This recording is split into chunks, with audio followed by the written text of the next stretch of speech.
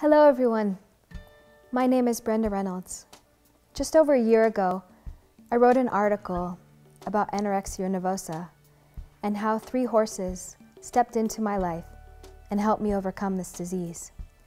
For those of you that aren't too familiar with this disease, it starts in the heart and then it goes up to the mind.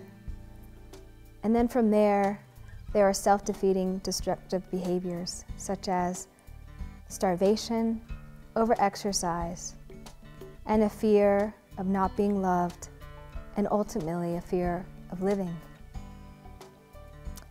I would like to read this article that I wrote to inspire you and others, and perhaps even gain the attention of movie producers and book publishers. I'm currently writing an extended version of this article as a memoir. If you would like to contact me at any time, please feel free to do so by email at brendareynolds17@gmail.com. That's Brenda Reynolds, REYNOLDS 17@gmail.com. I really look forward to hearing from you. And now, onward to my article. The title is The Nourishment of Horses. Number 3029, date of birth 05/11/1970. These 2 pieces of information, typed on a bracelet wrapped around my gaunt wrist, labeled me. Once full of zest for life, I now was an impatient for the treatment of anorexia nervosa, an eating disorder that affects females from the ages of 5 to 65. I felt surreal, standing in the doorway of an eating disorder facility, away from all things familiar. I was 29 years old and would spend 4 months total in treatment, regaining my momentum for living life, breath by breath. It seemed like a dream at the time, so far from my life gone from where I intended it to go. Life for me was not always absorbed with starvation and despair. There were times before anorexia where I thought the wind carried only joy, possibilities, and the rich, intoxicating smells of horses all blowing in and through me. Before I even learned to read, I thought of all things horse. My mother would read me horse books over and over until memorized. Anything horse was a magnet. Yet by the age of 15, that joy to bursting sense of wonder for life and all things horse was locked away and nearly starved out. For the next 20 years, anorexia dominated my life, surfacing up at various times, depending upon my feelings of safety and security. People often mistake anorexia for simply a fear of eating. That's a misconception. Anorexia is not a fear of food, it's a fear of living. For various reasons, physical, sexual, or emotional abuse, the soul weakens, tears a bit, and folds before the disease's grip. Anorexia nervosa renders the individual powerless. The only way to appease its voice is to have extraordinary discipline over food.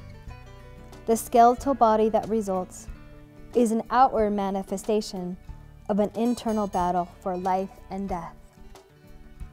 My journey of overcoming and emotionally outgrowing this disease was a long and painful one. I pushed my dreams away and shelved opportunities for growth. Yet even in the darkest of times, there was the presence of horses. They filled a place in me that no human could fill. Somehow, in the most critical times, when I thought it would waste away beyond redemption, horses would show up. With them, I experienced moments of joy, peace, tranquility, and mindfulness. There was a wide assortment of horses, wild, old, young, adventurous, retired. They came through during those oppressive and life-restraining times. I remember 3 horses in particular who had the courage to partner up with me even when I was distracted, self-absorbed, and fearful. These 3 special horses were all geldings: Duke, Cisco, and Rafferty. I was 16 and malnourished emotionally and physically when I saw Duke at the end of a small, dusty barn aisle. I vividly remember the floors of the barn were hard dirt and the stall doors worn with years of use, weather, and horse chewing. I had arrived at this barn to check out the possible high school internship offered for Future Farmers of America members. Duke caught my eye immediately. His eyes greeted me with curiosity and a twinge of pain. I looked down to see a fresh wound, newly stitched and glued all the way across his chest. I learned that his chest had been split open by a run-in with a barbed wire. I think on it now. His scar left by a barbed wire was visible. My wounds to the heart and soul were invisible. Once his chest wound was healed, Duke and I were off and running. We played together, went on walks together, and practiced halter showmanship for summer shows.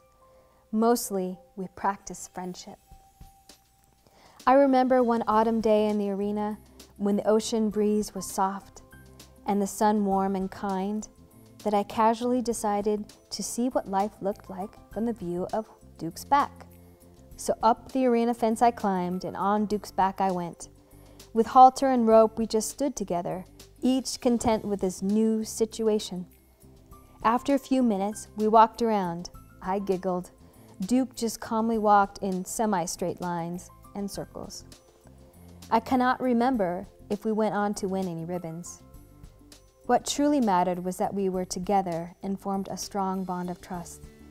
For the next 2 years, his friendship redirected my thoughts away from a painful and harmful place.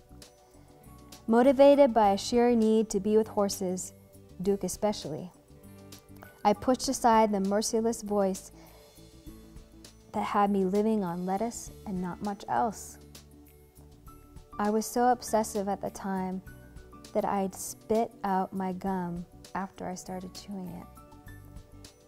Yet with my new horse routine, I started eating more nourishing foods. Within a few months, I was healthy enough to muck stalls, ride, run, and groom the 5 horses in the barn. During my high school years, eating disorder therapy was not well established. So this small, rather run-down old barn was my haven, and Duke my therapist. I have since learned that if one does not change one's thoughts, the brain continues to cycle the same thinking patterns, harmful or otherwise. The destructive thinking pattern of anorexia resurfaced quite a few times after I left high school and Duke's companionship. A few years after college, my body reached a breaking point. Too tired to fight the voice of anorexia and too tired to live. Thanks to some friends and church members, I was flown to Arizona to enter an intensive eating disorder facility. They had horses. Once again, my therapist came in a 4-legged package as a dun quarter-horse gelding named Cisco. For the next 2 months, Cisco and I held private conversations, rode down desert arroyos, and had quiet time in the arena. Sometimes, when the sun would set and illuminate the distant mountains, Cisco would swing his head around as if to say, "Did you see that?" Cisco held a container of safety and acceptance for me, standing still when I needed to cry, and moving about when I remembered to laugh. He extended his friendship, and it made all the difference in my willingness to recover and look for brighter horizons ahead. A year after leaving the treatment center, I returned to Arizona, this time to a town known as Sedona. Amongst the red rocks and expansive night skies, I befriended a husband and wife, John and Karen, who had a horse caretaking business. They were extraordinary human beings. They had an Arabian horse named Rafferty, who they intended to train as a top endurance horse. When John discovered he had a bacterial infection in his heart valve, he was unable to train nor ride Rafferty. This flea-bit Arabian gelding melted my heart almost immediately. Boldly, I asked if I could start him and eventually ride him on practice runs in the nearby public lands. For the next few weeks, Rafferty and I formed a working relationship. After practice in the pasture, we ventured out among the alluring red rock cliffs and arroyos. We walked, trot, and galloped to the beat of a different drummer. We occupied our little world, he free from the confines of the pasture, and I free from being labeled by anorexia. There were nights when I would lay on his back looking up at the stars, hearing him crunch his hay. I felt so blessed to be alive, befriending this magnificent animal and experiencing this vibrant landscape, both full of vitality. There was no need to revert back to anorexia to help me deal with life challenges. I had all the comfort and friendship one woman could ask for.